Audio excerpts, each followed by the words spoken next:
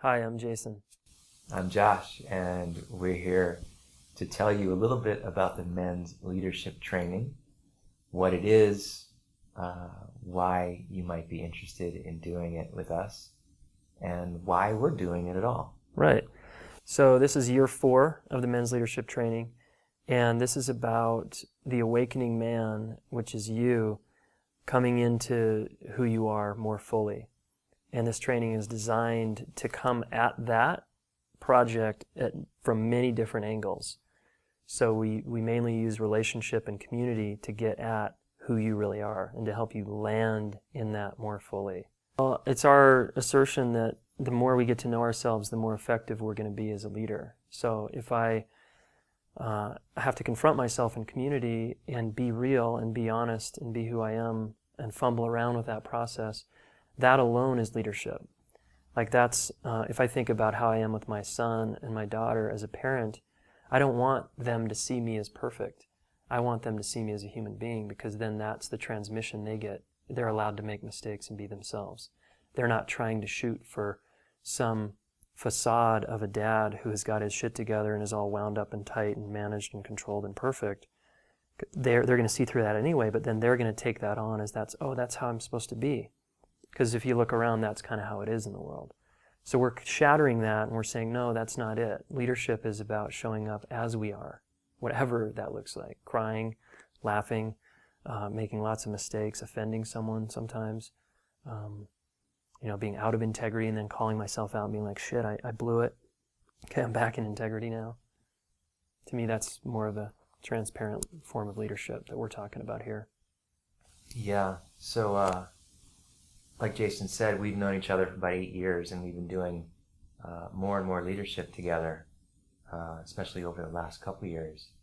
And one of the things I love about you is that you've been just so committed to this new paradigm of leadership, which is vulnerable and real.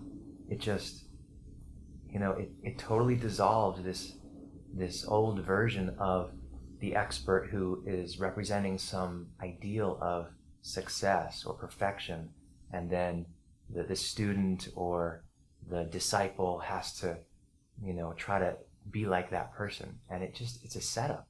It's a setup for feeling deficient and comparison and trying to take a model outside of ourselves and implant it into myself. And that's like an outside-in movement.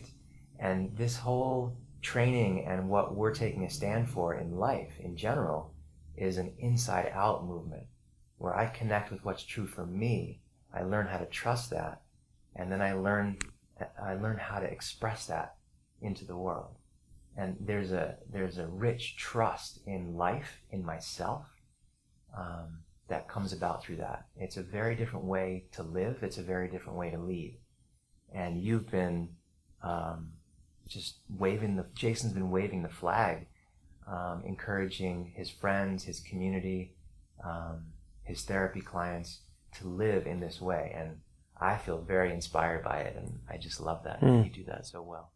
Thanks. And it really, I'm getting, and I think you are too, that when a lot of younger people in particular, or people that are a little more awake to what's actually going on, appreciate that style of leadership, because the old way of just trusting in some random authority and then pedestalizing them doesn't serve them, and young people are getting sharper. They don't buy it as much. They're like, wait a minute, something's not right over there, something's incongruent. And so we're really championing this notion of being yourself, whatever that looks like. That's leadership. And that's another piece. When we put a leader up on a pedestal, the leader ends up feeling pretty lonely. It's lonely at the top of the pedestal or the top of the mountain. And the kind of leadership that we want to cultivate in ourselves and we want to encourage and support in other men is a leadership where the leader is holding the space. They are making decisions. They are trusting their own discernment and their own experience in a way to hold the space and hold the experience. But at the same time, they're not isolated. They get to be part of it. They get to have a rich life of connection with whoever they're facilitating or leading as well. So it's a kind of there's a seamlessness that I love between work and play, between leading and participating. It starts to become just an expression of who I am. And so there's a dissolving of any kind of role. So it's very fluid, and I think that's something that we both enjoy about leading together, and just being around men who I can allow myself to connect with, even though I'm holding the space or being the facilitator. Yeah, agreed.